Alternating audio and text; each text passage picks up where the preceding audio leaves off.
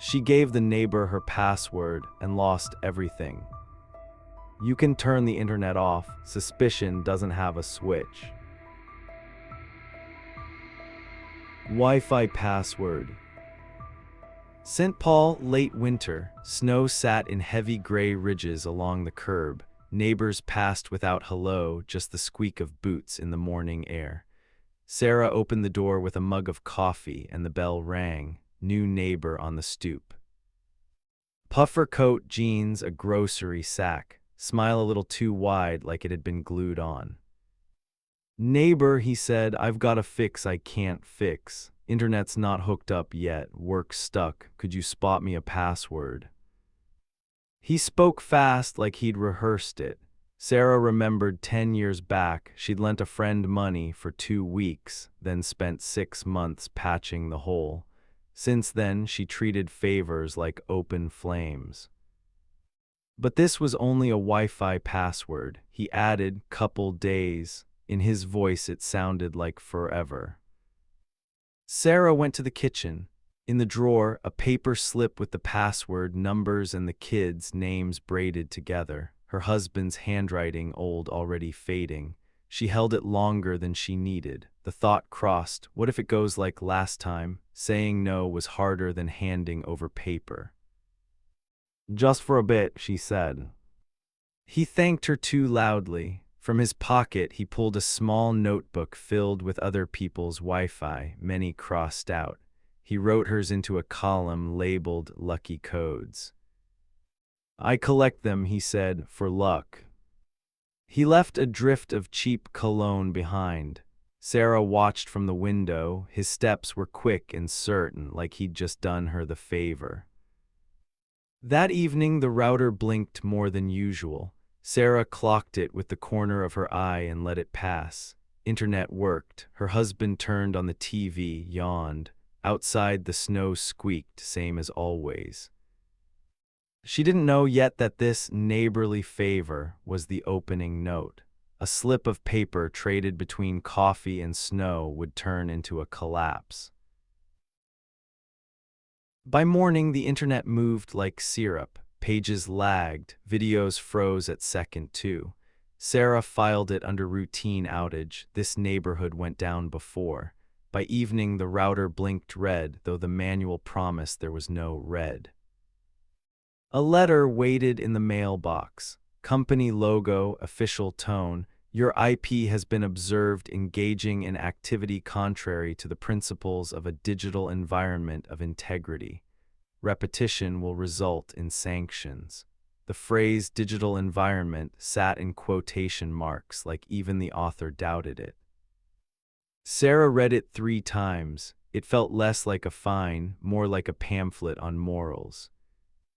That night she went upstairs. He opened the door, same smile like it had been drawn on. In the entry, a shelf of old modems, each with a date on a sticker.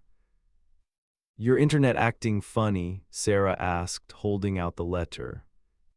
He nodded toward the window. Snow's loose this year, shovel bends, and your roof needs clearing. Then a shrug. These letters don't mean much. Paper's got more ink than truth. He talked about weather and roof ice like the network was just another line item. But they write about sanctions, Sarah pressed. You know, he said, adjusting the grocery sack, if you live by letters, you live in line. He smiled like he'd just quoted wisdom. Sarah went back with nothing. That night the laptop came on. Between pie recipes, the browser pushed ads. VPN for $1 vanish from everyone. Another, 10 ways to scrub your trail. Screen lit steady like a lamp in an interview room. Her husband poured tea, net glitching again. Probably, she said. He shrugged. She watched the router. The lights ran a little parade. No metaphors, no images, just a red blink that wouldn't let her sleep. Doorbell again, a man in a dark coat. He said federal, flashed credentials fast like the formality bored him. Cold you've got, he said, rubbing his hands. Car barely turned over, snow's slushy, downtown's a crawl. He stepped into the kitchen, took the room in. Your toaster flared, smells like bread. Sarah held the cabinet door. Your IP shows downloads of unauthorized content, he said, opening a notebook. We need to clarify who uses the network. Does anyone else have the password? She swallowed. Just us, our devices, me and my husband, then stopped. Password what? Anniversary date, kids' names, dog, he asked. People do that. Sarah looked away. She didn't say neighbor. He wrote her answer slow, like he already knew it. When the door clicked shut, Sarah rushed to the laptop. She deleted everything: movies, documents, photos, graduation pictures, the wedding video, even scans of old utility bills. Each time the screen asked, "Are you sure?" she hit yes. At some point, she opened the empty folder called Family. Nothing inside. She closed her eyes and understood, with the fear she was deleting memory. Her husband found her doing it. What are you doing? Making space, she said, not turning. He stood a long time without a word, his silence accused more plainly than the agent. Late that night, a new notice in the box, repeat infraction, matter referred to the competent authorities, dry paper, no feeling. Sarah stepped onto the porch. Snow crunched. In the neighbor's window, a shape moved. He watched in a calm, patient way, like this had always been the plan. She understood. The more she scrubbed, the deeper the prints. Morning started in silence. Her husband at the table, scrolling, face blank on his screen, suspicious activity at your address. What's that mean? He asked, eyes down. Sizzling pan, eggs going brown at the edges. The smell of oil hung heavy. Sarah weighed the answer. Truth, then she'd say she let a stranger inside through a password. Probably an error, she said. His eyes came up, all fatigue. She knew that look from before the letters. Months back they fought over the power bill. He said then, you always hide something. The suspicion hadn't left. Error, he tapped the phone. Browser histories scrubbed, files gone, our error S in the skillet. He nodded at the burnt eggs. You're hiding again. His voice ran like a report, each word a stamp. Sarah slid the pan away. At dinner, spoons hit bowls louder than they should. He stared into his phone. Sarah stared at the white wall. Their daughter, eyes on a tablet, said, "When's the Wi-Fi getting fixed?" It landed wrong. The family was breaking. The kid wanted signal. Her husband flinched, said nothing. Sarah too. Later he started again, flat voice, no heat. You chatting with someone online. What? Sites DMs, men, I can see the logs. Sarah clenched her hands. She wanted to say, FBI, the neighbor with the notebook. Her tongue wouldn't move. It would sound ridiculous. She chose silence. He stood, went to the bedroom, shut the door. Sarah stayed in the kitchen. In the corner, the router blinked, steady, insistent. In her head, he thinks I'm cheating. That story made more sense to him than the truth. She sat until dawn, listening to water travel through old pipes. Their cracks had a new excuse now. Divorce didn't start with papers, it started with a sentence. I don't believe you anymore, he said, folding shirts into a suitcase. He was calm, worse than yelling. Sarah stood by the door, hands dug into her robe pockets like pockets could hide her. Shirts, ties, a couple of pictures, shelves emptied quick. In the next room, their daughter sat with her tablet. Mom, when's the Wi-Fi coming back? She asked, not looking up. Sarah flinched. It sounded absurd. The house was coming apart. The kid wanted internet. Her husband paused like he'd say something, then didn't. At least explain, Sarah whispered. What for? He snapped the suitcase shut. We're past that. When he left, the house changed shape. Silence filled rooms. At night, the TV came on by habit, though no one watched. Sarah sat on the couch and let the news hum without meaning. Outside, the neighbor was loading boxes into his car, a stack of old modems on the porch. Sarah walked over. Moving out, she asked. Got work in Iowa, he said, same still smile. Was it you with our internet? She managed. He lifted a box, held her eyes. Network's a road. Once you drive it, you've already arrived. Flip it once and you're there. No one cares who held the wheel. Sarah couldn't tell if it was a joke or a confession.